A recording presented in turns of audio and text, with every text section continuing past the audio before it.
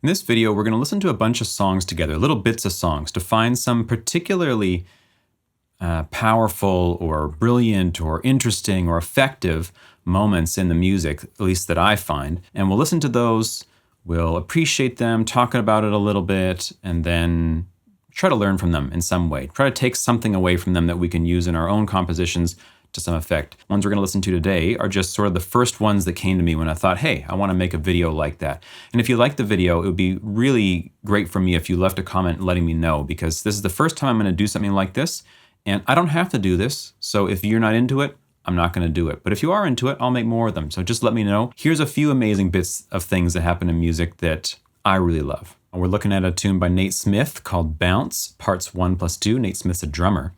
And I love the melody in this track. So this is what I want to listen to. The whole melody, it has this quality of self-aware, self-referencing, tongue-in-cheekness, playing with itself, sort of like, you'll see what I mean. I'll play it through here and then we'll talk about it a little bit.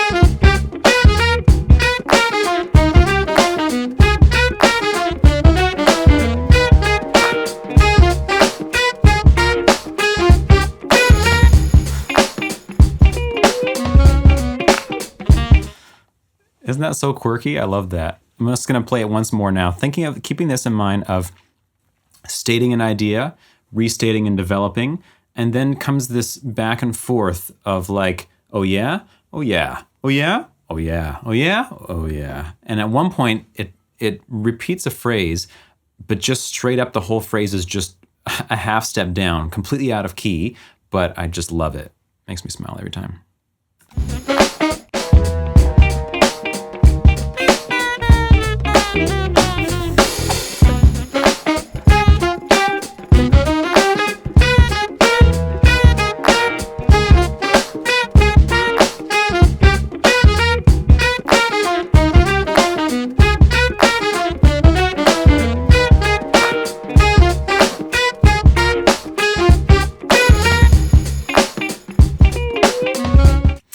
I just love that. It's just so fun. It's, for me, it's like almost like a kind of musical humor, and obviously it fits well with the genre. Like funk is very prone to this sort of tongue-in-cheek sort of thing. But I think it's a particularly good example for me, a particularly good example of like fractal self-referencing in a melody, stating and talking about and saying, but like this, but like this, but like this, as well as the phrase that moves a half step down has got this like demented quality to it. You know, everything's roughly been in key. I mean, there's some hip stuff here and there, but then this whole thing is just like, ugh, and I don't know, like turns me inside out when I hear it. It goes against everything else that's going on, but that's the point. And I love that. So that's one of the things I take away from this is this notion of setting up expectation, and not like, of course, how many ways can you play with expectation in music is a billion, but this is like such a almost stupidly simple but effective way of just like, here's the phrase again, but I just moved it out of key now by one note. So great work, Nate. I really dig the melody. So this next track is a piece by J.S. Bach. I believe originally it was Concerto for harpsichord, but this version is with a violin, which I just love. This is probably my favorite Bach composition and recording of it. And this part we're going to listen to is my favorite part of that. So here we're going to be getting into this dark, sort of heavy section that culminates in a violin movement, violin solo, moving through all these intervals, hitting all these dissonant seconds, you know, right next to each other, and then opening up and then crunching again. You'll see what I mean when we get to it. It's just this falling descent. I just love it so much.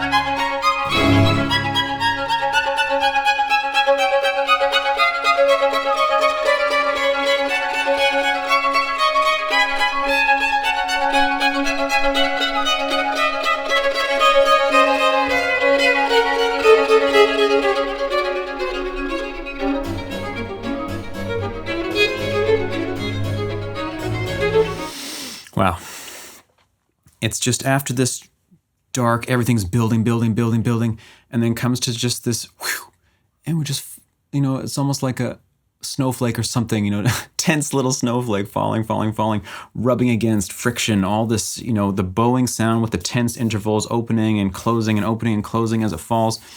I just find it such a nice way to cap off what could have been something very bombastic, and is earlier in the piece. There's a lot of bigness, but this just folds up into this little thing that then just like descends out of the sky. I don't know why I have that image in my mind, but that's what it feels like somehow to me. And what I take from this is this use of build up into singular and of the creative descending motion, rather than just going dee dee da dee da dee da dee da dee da dee da dee da dee or dee dee dee dee dee dee dee dee dee dee dee dee dee. I don't know what. There's a whole bunch of ways you could just descend diatonically or chromatically, but this has got this, I don't know what, back and forth rubbing against itself friction thing going on. Okay, so now that I've said all that, we're going to listen to that little bit again.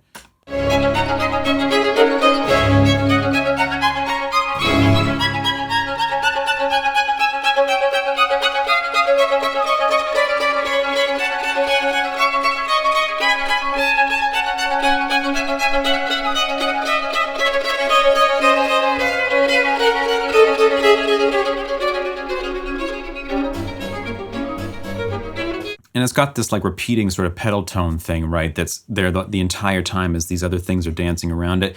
There's like implied harmony through it, depending on what notes are being hit. And I don't know.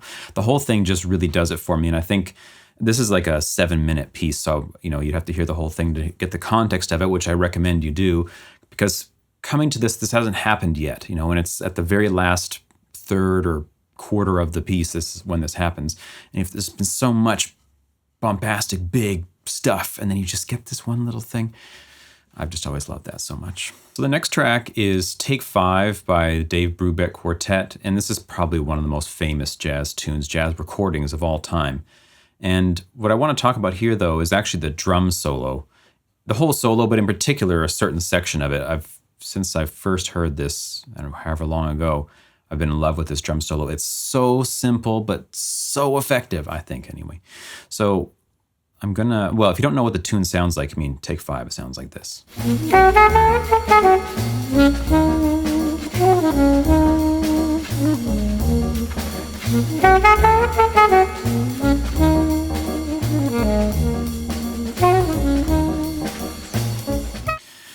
It's just one of like the most classic, cool jazz vibes you can possibly have. If you don't like this, you probably don't like jazz in general. This is pretty indicative of what's cool about a lot of this time period of jazz, right? It's, pretty on the money. So we're going to start listening already into the drum solo a little bit, just because the part I want to talk about is sort of midway through. The beginning is just very little variations and fills and rolls coming in, and then comes this one drum fill, drum, drum, dum, like toms, and that signifies the start of this new section. The new section is the part in question, which is sort of characterized by the use of a kick drum pretty like heavily. So let's take a listen to that.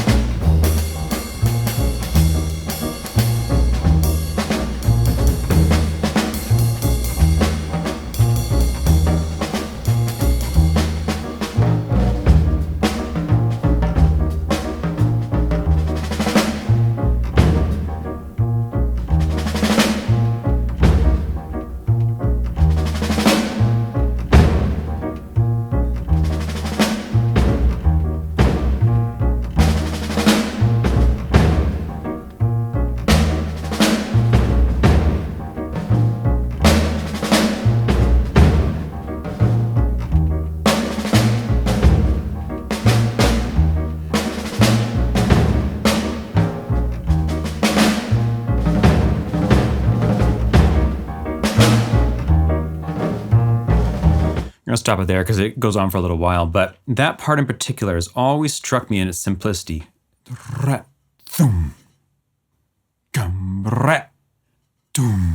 That's it. Everybody's just chilling, piano's going, bass is going, looping. There's so much space, starting with this drum, drum, boom, right? Let's listen to that little thing again, symbolizing like, oh, we're going into a thing now. A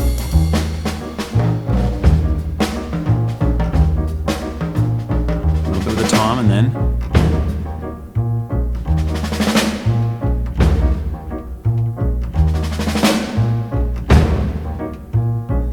I love that. So spacious, so simple, so effective. It's not something I would ever have thought to do myself. I'm so fill the space, do all the crazy shit. Oh, it's so cool all the time, you know, but this is just so understated and so boom. What? Boom. What? You know, I really love that. And it builds on itself slowly, little bit of iterations, you know, as you'd expect. I don't know that I take something in particular away from that phrasing or anything, but more about this sort of use of spaciousness and this clarity of statement. Like, this is what this part is about. Rat, boom. That's the thing. And we're just going to slowly iterate and slowly build on that.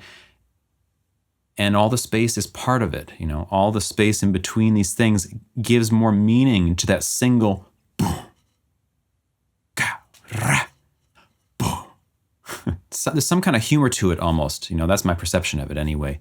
That you'd expect, you know, more rolls and some fancy like polyrhythmic stuff or whatever, you know, some kind of drum solo sort of stuff, right?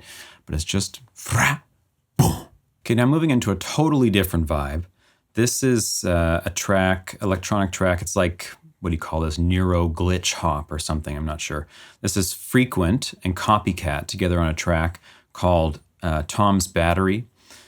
I just love this. Just crazy sound design, fat grooves with some like jazz samples that go into the electronic part. You'll see what I mean. What I want to focus on here is that when the drop comes, this groove is created and this melody plays and bass motion and all this.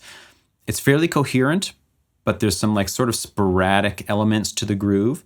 And then at the end of that, we repeat the drop again, but it's got a variation now, and it comes right on the beat. The kick is heavy, the hi-hats are now like straight eighths-ish, and everything is focused on the bass pattern changes, and it becomes much more like straight ahead, here's the groove kind of thing. You'll see what I mean when we listen to it. So I'm gonna start from a little bit before, hear the build up a little bit and get into it.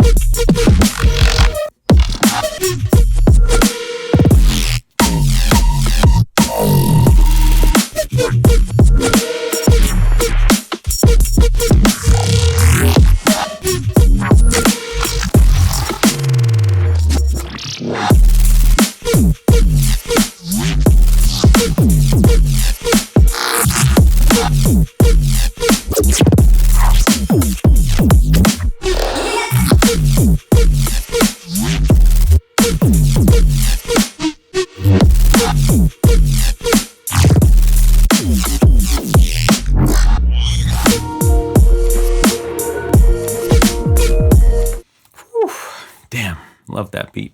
I think this is super effective for me anyway, because it's like you get double mileage out of the drop. Like that second variation is not that different from the first one.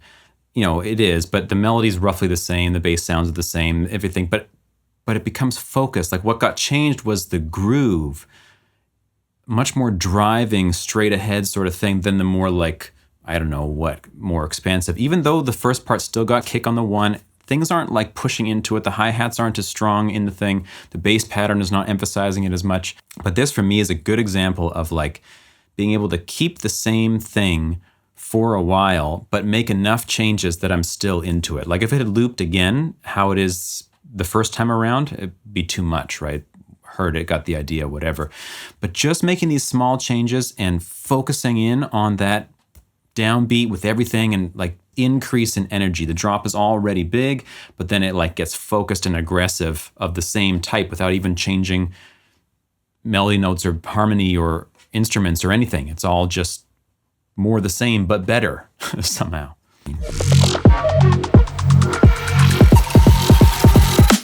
Sporadic.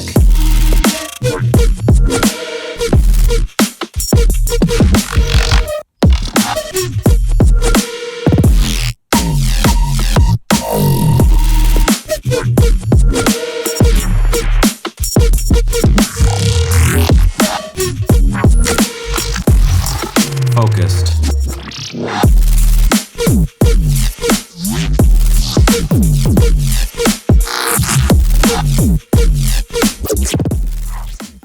Okay, chilling it out a little bit. This is a track from the gospel world. I'm a huge gospel music fan, and this is like a R&B sort of crossover, gospel R&B sort of vibe, let's say.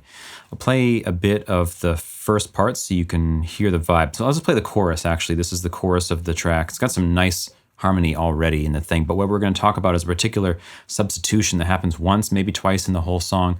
It's just like face melter. So anyway, the progression itself is a face melter. Here it is. Take a listen. Everything changes when heart gets better, pieces come together. I can see forever when you're in the room. As I recall, chains fall, praise comes breaking through. When you're in the room, my hands go. Okay, so the progression kind of is like it's in B minor. And I hear it as E add 9 over G sharp to G minor 6 to A sharp diminished 7 to B minor. Again, the second time, same. And then here, instead of the A sharp diminished 7, it's the 5 chord of B. So F sharp, F sharp 7, flat 13, flat 9, into the B minor, that sort of thing. So now we're going to go ahead to later in the tune when this substitution happens. So I'll play it from a little bit before, and it's just looping this progression over and over and over. And then one time comes in this change, this harmonic change, and I'll point it out when it happens. When you're in the room, come on in, you're welcome. Lord, I love when makes everything better. Every time we're together. Feels like my whole brain and mind just melt, twist me inside out. I love that stuff. And makes everything better is a line, and it's on better comes that chord, and it's like, whoa, makes everything better. Anyway, so something like this. Remember that normally it's the E add 9 over G sharp into G minor 6 or G minor major 7 or something to that effect. This time you get the E into something to this effect. So this is like a C7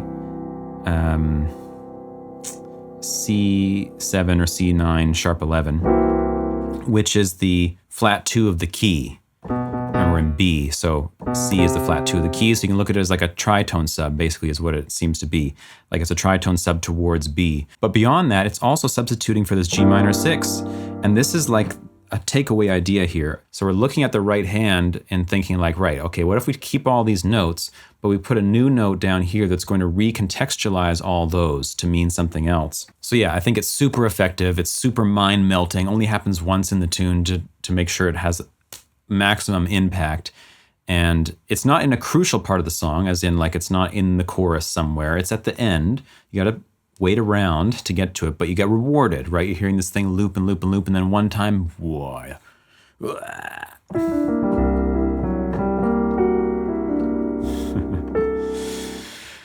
Love it. Here we've got actually a chiptune track from a video game. The video game is called Shovel Knight. if anyone plays. And it's by a composer named Jake Kaufman. Jake is like musical genius. I mean, really, it's incredible what he's able to do with programming trackers and all his tricks. Won't even get into it now. Worth looking up, worth listening to the soundtracks that he does. Incredible video game composer. I mean, I'm in awe of so much of what he's doing. And this song is that way too. He seems to like to compose in a style that I resonate with, which is like maximalism, as I generally call it. Everything all the time, everywhere, just pushing all the boundaries. Harmony is always changing, tons of interweaving melodies. The rhythm is interesting and varied all the time, changing keys, changing time signatures, like this. I really dig that kind of thing for whatever reason. And this is like that. It's from a level from one of the games, and here it is. I have a particular point in here that I really like, but there's so much that I really like in here that I'm just gonna play the tune for a little while.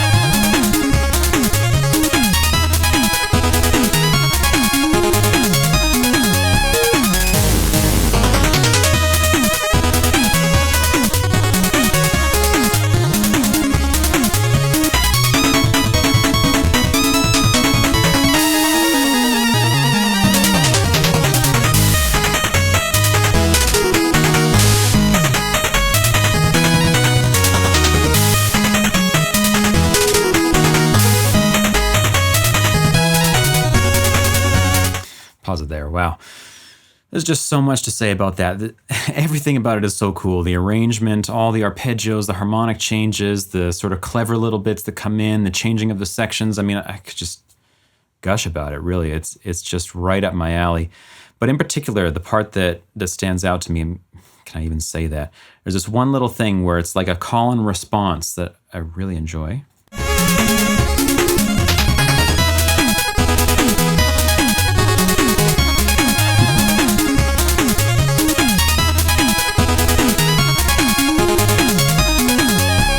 That da da da da da da da, and that he has a sense to do the whole thing over again because it's so good. You got to hear it again.